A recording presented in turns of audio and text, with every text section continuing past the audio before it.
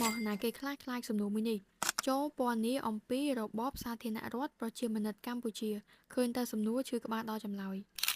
អញ្ចឹងនៅក្នុងវីដេអូនេះខ្ញុំមកនិយាយម្ដងទៀតដើម្បីឲ្យបងប្អូនទាំងអស់គ្នាងាយយល់អញ្ចឹងបើសិនជាគេឲ្យយើងពណ៌នេះអំពីរបបសាធារណរដ្ឋប្រជាមានិតកម្ពុជាអញ្ចឹងមានន័យថាយើងត្រូវតែនិយាយអំពីរបបមួយនេះទាំងមូលតែម្ដងដោយយើងលើកយកមកនិយាយអំពីចំណុចសំខាន់បានហើយអញ្ចឹងថាតើចំណុចសំខាន់នៅក្នុងរបបសាធារណរដ្ឋប្រជាមានិតនឹងមានអីខ្លះខ្ញុំចង់ប្រាប់បងប្អូនទាំងអស់គ្នាបន្តិចថាតកតងជាមួយនឹងរបបសាធារណរដ្ឋប្រជាមានិតកម្ពុជាគឺយើងផ្ដោតទៅលើចំណុចពីរសំខាន់ទី1គឺការកសាងសន្តិភាពហើយទី2តកតងជាមួយនឹងការស្ថាបនាជាតិឡើងវិញហើយតកតងជាមួយនឹងចំណុចសំខាន់ដែលយើងត្រូវតែលើកយកមកនិយាយនៅក្នុងចម្លើយមួយនេះតកតងជាមួយនឹង6ចំណុចទី1អង្គការគ្រប់គ្រងទី2រដ្ឋអំណាចទី3ជំនាញការហើយនិងកងទ័ពវៀតណាមទី4កិច្ចការពារជាតិទី5ការកសាងជាតិហើយនិងទី6គឺការស្ថាបនាសង្គមឡើងវិញអញ្ចឹងយើងទៅមើលចម្លើយនៃសំណួរនេះទាំងអស់គ្នារបបសាធារណរដ្ឋប្រជាមានិតកម្ពុជា7មករាឆ្នាំ1979រហូតដល់30មេសាឆ្នាំ1989ដែលផ្ដោតទៅលើកិច្ចការសំខាន់ពីរការកសាងសន្តិភាពនិងការស្ថាបនាជាតិឡើងវិញចំណុចទី1អង្គការគ្រប់គ្រងសំខាន់អង្គការគ្រប់គ្រងសំខាន់គឺមានចំនួន4គឺគណៈបកប្រជាជនបដិវត្តកម្ពុជាក្រមប្រឹក្សារដ្ឋមន្ត្រីក្រមប្រឹក្សារដ្ឋហើយនិងរដ្ឋសភាជាតិចំណុចទី2រដ្ឋអំណាចខ្មែរការគ្រប់គ្រងមានរដ្ឋអំណាចចំនួន2គឺរដ្ឋអំណាចខ្មែរផងហើយនិងរដ្ឋអំណាចវៀតណាមផងដំណាក់កាលដំបូងក្រសួងសំខាន់គ្រប់គ្រងដោយមនុស្សចំនួន2ក្រុមក្រុមទី1អ្នកតស៊ូចាស់នៅភូមិភាគបូព៌ាដែលមានសមមិត្តហេងសំរិនជាស៊ីមនិងហ៊ុនសែនហើយនឹងក្រុមមួយទៀតគឺអ្នករៀននៅវៀតណាមក្រោយសន្និសីទក្រុងហ្សឺណែវឆ្នាំ1954ដែលមានសមមិត្តប៉ែនសវណ្ណច័ន្ទស៊ីចូលដល់ដំណាក់កាលបន្ទាប់នៅពេលដែលប្រទេសជាតិមានលំនឹង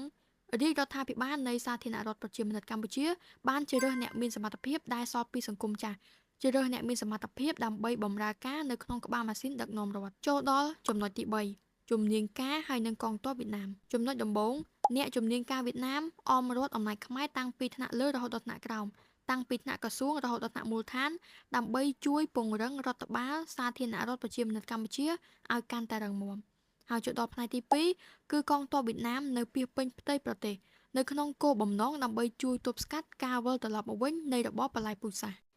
ចូលដល់ចំណុចទី4កិច្ចការពារជាតិដើម្បីទប់ស្កាត់ការវិលត្រឡប់មកវិញរបស់ខ្មែរក្រហមរាជរដ្ឋាភិបាលសាធារណរដ្ឋប្រជាមានិតកម្ពុជាបានចាត់វិធានការដូចតទៅចំណុចដំបូងគឺបង្កើតនៅកងសេនាជនភូមិបង្កើតក្រុមស្វ័យការពារក្រុមយាមកាមធ្វើការជ្រើសរើសកងទ័ពបង្កើតកាតព្វកិច្ចយោធាថែមទាំងធ្វើការវឹកហាត់ក្បួនយោធាទៅដល់សិស្សនិស្សិតមុននឹងចូលរៀនចូលដល់ចំណុចទី2លើកទ័ពវាយលុកទៅលើខ្មែរក្រហមនារដូវប្រាំងហើយដកទ័ពនៅរដូវវស្សាប៉ុន្តែក្រោយមកវាយទាំងរដូវប្រាំងវាយទាំងរដូវវស្សាដោយធ្វើការគ្រប់គ្រងតំបន់តាមព្រំដែនបង្កើនកិច្ចការពារនៅតាមព្រំដែនកម្ពុជាថៃដោយអនុវត្តនៅផែនការក5ផែនការក5នឹងមានន័យថា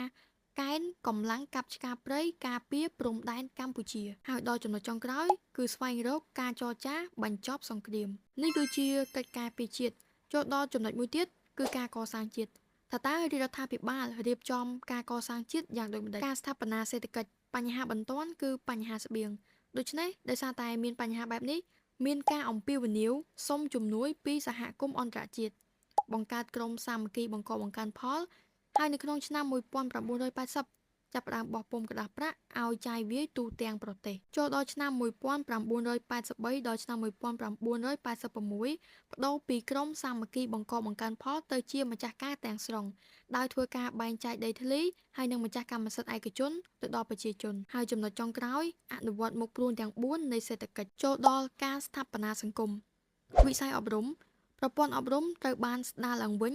ដោយបើកទ្វារសាលាទទួលសិស្សនិស្សិតឲ្យចូលរៀនធ្វើការជ្រើសរើសនិងបណ្ដុះបណ្ដាលគ្រូជំរុញចលនាអក្ខរកម្មនិងបំពេញវិជ្ជាអនុវត្តនៅនយោបាយអ្នកចេះច្រើនបង្រៀនអ្នកចេះតិចឯអ្នកចេះតិចបង្រៀនអ្នកមិនចេះសោះហើយក៏មានការបញ្ជូននិស្សិតទៅសិក្សានៅបរទេសចំពោះវិស័យវប្បធម៌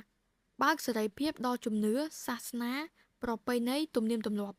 បើកទ្វារសាលាវិចិត្រសិល្បៈនិងប្រមូលផ្ដុំសិល្បករវិស័យសង្គមគិច្ចបង្កើតមជ្ឈមណ្ឌលកុមារកំព្រាបង្កើតសាលាបណ្ដុះបណ្ដាលវិជ្ជាជីវៈសម្រាប់ជនពិការនិងស្ត្រីមេម៉ាយបង្កើតច្បាប់ការពារកម្មសិទ្ធិឯកជនវិស័យសុខាភិបាលបើកទ្វារមន្ទីរពេទ្យទទួលពិនិត្យនិងព្យាបាលជំងឺ